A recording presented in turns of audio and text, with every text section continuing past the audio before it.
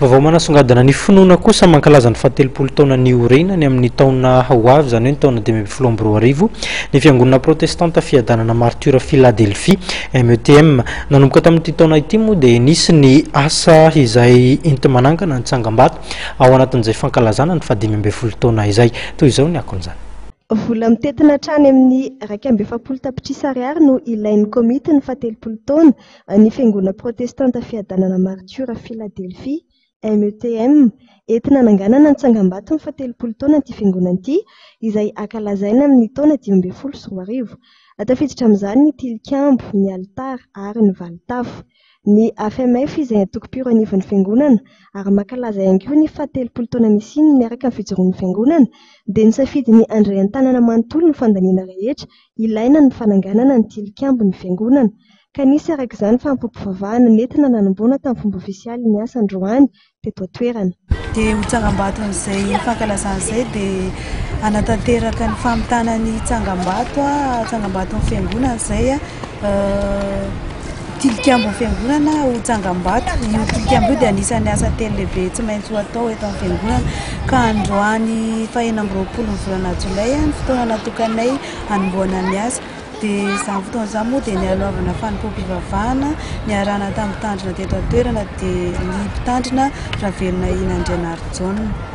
Marina fa ny fiangonana sy ny antoko-pira dia niara-nitsangana tamin'ny 2027 ka noho izany dia samy miara-mankalaza ny fahatelopolo taona izahay. Ny antso amin'ny fandraisana andraikitry ny hery afo eo anivon'ny fiangonana sy ny zanakam-pelezana ny komity ny fahatelopolo taona hiara entana amin'ny fananganana ny tsangambato ny fahatelopolo taona ny fiangonana. Amin'izay fahatelopolo taona ny fiangonana izay moa dia efa mijoro rehefa miasa ny komity fahatelopolo taona. Ao anatin'ny asa misy moa izany dia misy ny tilikambo izay efa karakarain'ny korala, misy koa ny fanamboarana ny volige ary misy ny fanatsarana ny altara misy eto amin'ny fiangonana izany.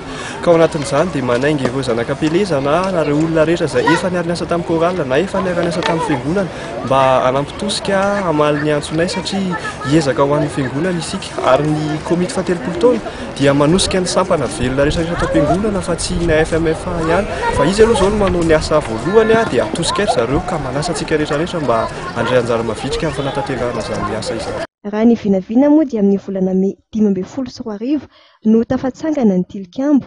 Amin'ny faran'ny taona 2024 kosa no kasaina vitaina manontolo ny asa rehetra ao anatin'ny tsangambato ny fahatelopolo taona ny fiangonana.